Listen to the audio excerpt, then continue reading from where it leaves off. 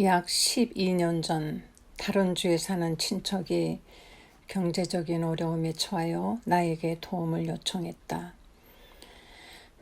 꽤 긴급한 상황이었고 그는 우리에게 $5,000를 빌려달라고 했다.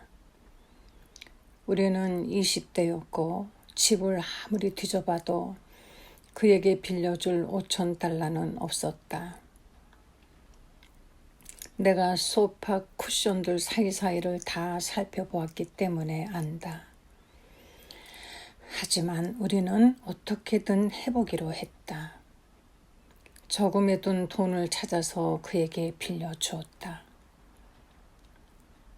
그는 1년 이내에 꼭 갚겠다고 약속했다. 우리는 그 돈을 받지 않아도 될 만큼 여유롭지 못했기 때문에 그 약속을 믿었다. 청구서 대금을 내고 아이들이 학교 수업료를 내고 세금을 내려면 그 돈이 필요했다.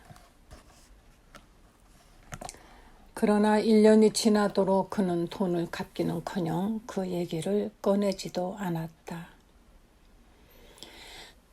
휴일에 그를 보았는데 그는 어떻게든 우리를 피하려고 애를 썼다. 그에게 전화를 걸어보았으나 받지 않았다.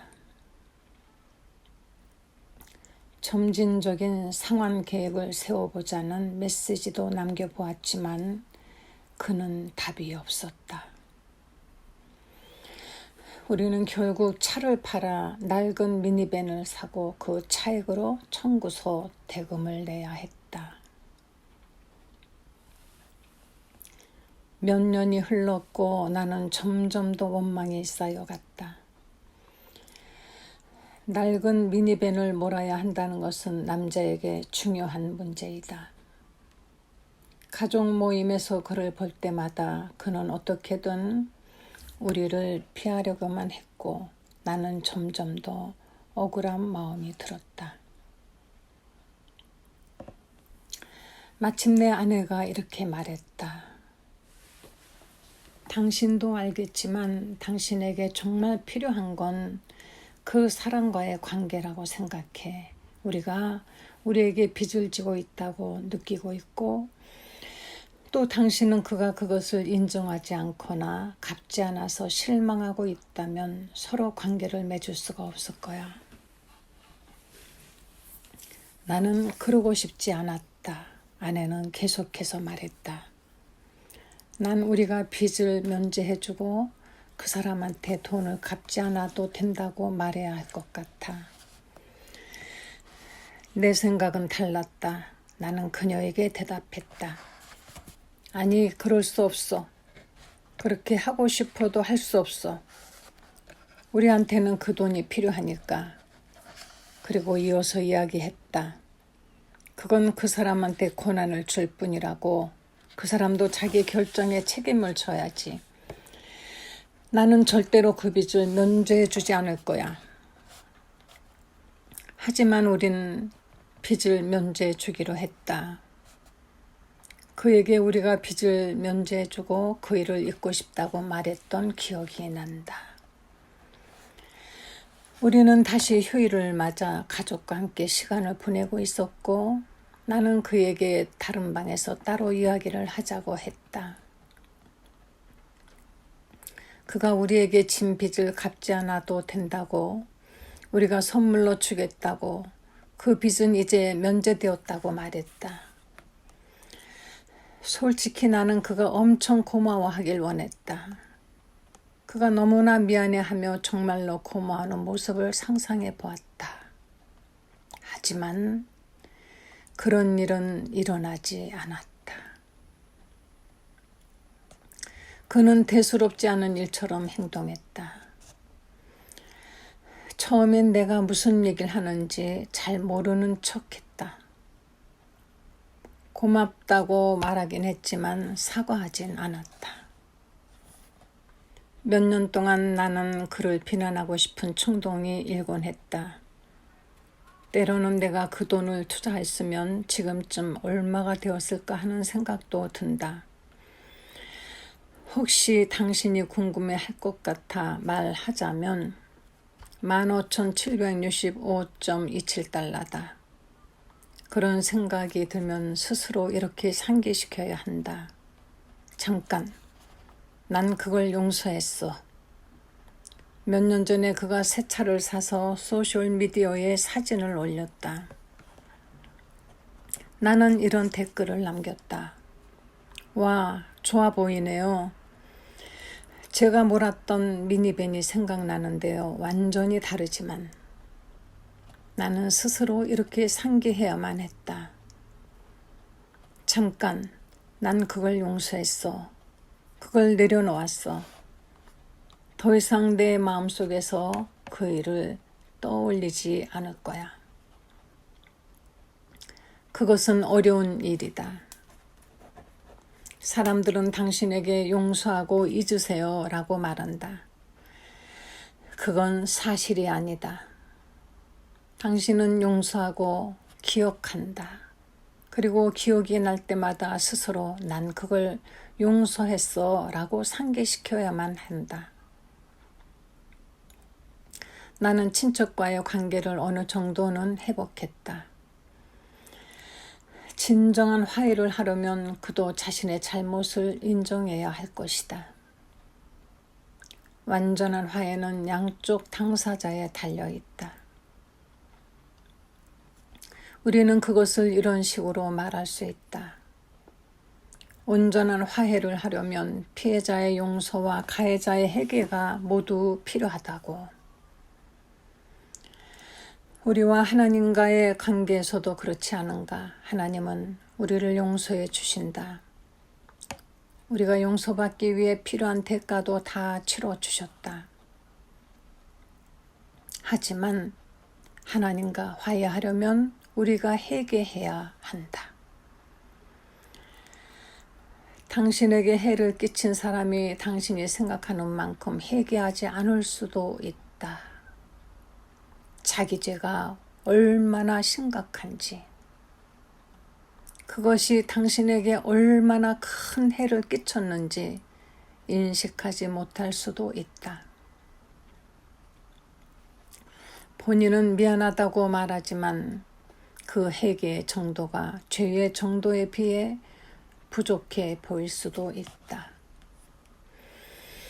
하지만 우리의 회개 수준도 하나님께 범한 죄의 수준에 미치지 못한다.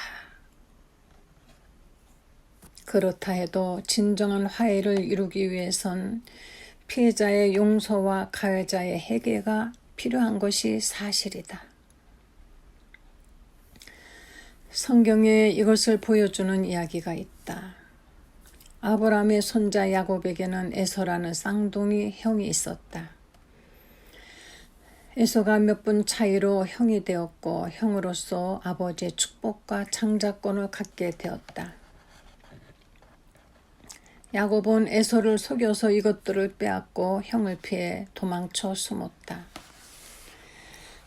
야곱은 자기가 잘못했다는 걸 알았고 에서가 보복할 것도 알았기 때문에 도망친 것이다. 그는 몇십 년 동안 에서를 피해 다녔다. 두 형제는 서로 대화를 나눈 일도 없었고 아무런 교류도 하지 않았다. 마침내 야곱이 더 이상 에서를 피할 수 없는 시기가 온다. 그들은 곧 만나게 될 것이고 야곱은 심히 두려워한다. 그는 에서가 400명의 군대를 이끌고 오고 있다는 소식을 듣는다. 어떻게든 손실을 줄이려고 야곱은 그의 가족과 모든 재산을 둘로 나눈다. 혹시 에서가 한 무리를 공격하더라도 다른 무리가 남아있기를 바라면서 말이다. 드디어 이 두 형제가 다시 만나는 순간이 온다. 성경에는 자기는 그들 앞에 나아가 몸을 7번 땅에 굽히며 그의 형 에서에게 가까이 가니라고 쓰여 있다. 야곱은 자신을 낮추고 에서에게 몸을 굽힘으로써 뉘우치는 모습을 보였다. 그러자 에서가 달려와서 그를 맞이하여 안고 목을 어금 맞추어 그와 입 맞추고 서로 우으니라 라고 했다. 그것이 바로 3단계의 용서다. 그것이 화해다. 화해를 하려면 피해자의 용서와 가해자의 회개가 필요하다. 그 일은 자주 일어나지 않지만 화해는 아름다운 일이다. 야곱과 에서가 다시 만나는 날 야곱의 아들 중 한 명이 행렬의 뒤쪽으로 간다. 한 어린 소년이 이 모든 일을 지켜보고 있었던 것이다. 그는 아마 자기 삼촌 에서에 관해 들은 적이 있을 것이다. 그가 두 형제 간의 싸움에 대해 얼마나 알고 있었는지 모르겠지만 자기 아버지가 삼촌을 만나기 두려워한다는 것을 알고 있었을 것이다. 그가 두 형제 간의 싸움에 대해 그는 곧 어떤 일이 일어날지도 알았을 것이다. 낯선 모습이었지만 아버지가 겸손하게 몸을 숙이는 모습을 본다. 그는 삼촌이 달려와 아버지를 끌어안는 것을 본다. 이 어린 소년의 이름은 요셉이다. 그는 그 모든 것을 보고 받아들였다. 몇 년 후 요셉은 자기 형제들과 문제가 생겼다. 형들은 그를 노예로 팔아넘겼다. 하지만 하나님이 요셉의 삶 속에서 역사하셔서 그가 애굽의 2인자가 되었다는 걸 기억할 것이다. 20년이 지난 후 요셉의 형들이 와서 그에게 양식을 달라고 애원한다. 기근이 닥쳐 그들은 매우 절박하다. 그들은 요셉을 알아보지 못하지만 요셉은 그들을 알아본다. 원한다면 이것이 그들에게 보복할 기회이다. 하지만 요셉은 형들이 진심으로 뉘우치고 있는지 알고 싶었다. 그래서 그들이 정말로 자기들이 한 일을 미안해하는지 시험해 본다. 형들이 뉘우치고 있다는 걸 알게 됐을 때 다음과 같은 일이 일어난다. 요셉이 시종원한 자들 앞에서 그 정을 억제하지 못하여 소리질러 모든 사람을 자기에게서 물러가라 하고 그 형제들에게 자기를 알리니 그때에 그와 함께 한 다른 사람이 없었더라. 요셉이 큰 소리로 우니 애굽 사람에게 들리며 바로의 궁중에 들리더라. 창세기 45장 1절 2절. 요셉의 형들은 혼란스럽고 두려워하지만 요셉은 그러지 않아도 된다고 그들을 다독인다. 그들이 악한 마음으로 한 일을 하나님께서 선한 일을 하시는데 사용하셨다고 말해준다. 나는 요셉이 이미 2단계 용서에 이르렀다고 확신했지만 이제 그는 3번째 단계로 나아갈 수 있다. 그리고 그는 울음을 터뜨린다. 그것은 내게 놀랍지 않다. 우리가 다른 사람들을 자유롭게 놓아주면 결국 우리 자신도 해방감을 느끼게 되기 때문이다. 하나님은 우리가 보복할 권리를 내려놓고 원망과 증오의 감정을 버리는 것을 넘어서 우리에게 해를 끼친 사람과 가까이 화해하라고 우리를 부르고 계신다. 은혜는 화해로 인도한다. 엘자베스와 프랭크 모리스를 기억하는가? 타미 피아제가 음주운전을 하다가 그들의 아들 테드를 죽였다. 타미는 재판에서 집행유예를 받고 엘리자베스는 보복하고 싶어 했다. 하지만 엘리자베스에겐 한 가지 문제가 있었다. 그녀는 은혜를 받은 사람이었다. 그리스도인이었던 엘리자베스는 고통을 하나님께 가져갔고 기도하면서 하늘에 계신 아버지께서도 그분의 죄 없는 아들을 죽게 하셨다는 사실을 깨달았다. 하나님이 그녀를 용서하신 것처럼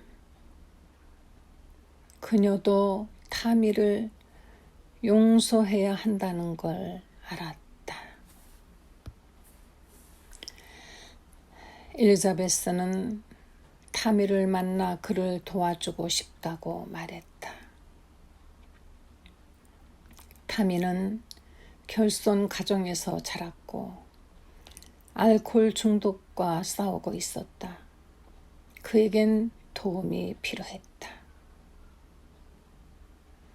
오래지 않아 타미는 술에 취하여 가석방 계약을 위반했다. 타미는 석 달 동안 수감되었고 엘리자베스는 정기적으로 그를 찾아가 면회했다.